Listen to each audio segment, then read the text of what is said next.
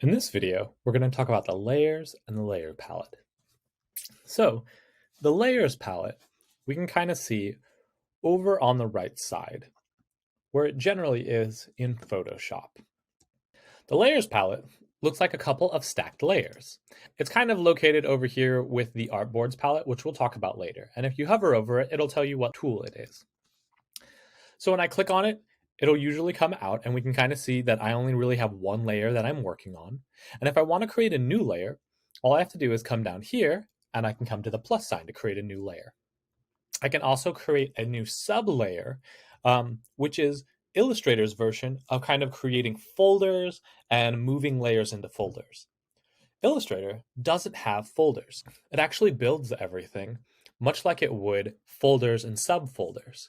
So we can kind of see that this already has a little drop down and it shows us what's in here. It has my picture of my dark violet square and then my drippy square. And I can toggle to the left of it and I can toggle on and off the visibility, as well as I can lock the entire layer so that you can kind of see my icon is telling me that I can't move it and I can't do anything to there. And then when I unlock it, you can see I can move those around. I click the little drop down. You can see that it shows me the different things that are on here. Here's my dark rectangle, and here is my light rectangle. And as I click on it, you can see that in the layers, it kind of circles it kind of so that we know what we're working on.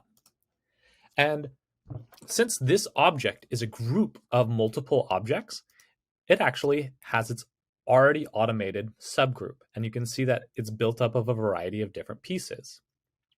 And if I want to lock a particular object on that layer, but keep other parts open, I can. We can see I can no longer touch and move this group, but the rectangle on the left, I can move.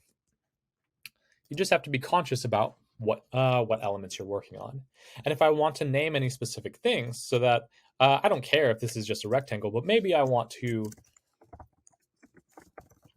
rename the drip group so that I know what combination that is, that might be helpful. And I can double click onto that and I can rename these into different layers. If I want to create a new layer, I'm going to, let's see, we'll make a sphere into this, a circle, I mean, since it is flat. And so I added this circle and it's on its separate layer. So when I hide the other layer, you can see it's hidden and I can hide that layer or show it visible. One way we can tell what the layers are, and I'm going to zoom in even closer, is that the layer color will show up in every object that you create. The paths and the anchor will have that layer color. So my layer 2 is red, and my layer 1 is blue. And we can see those layers here over in the side, and it'll show those colors according to the layers. And that's some of the many options that we have with the layers and layer palette.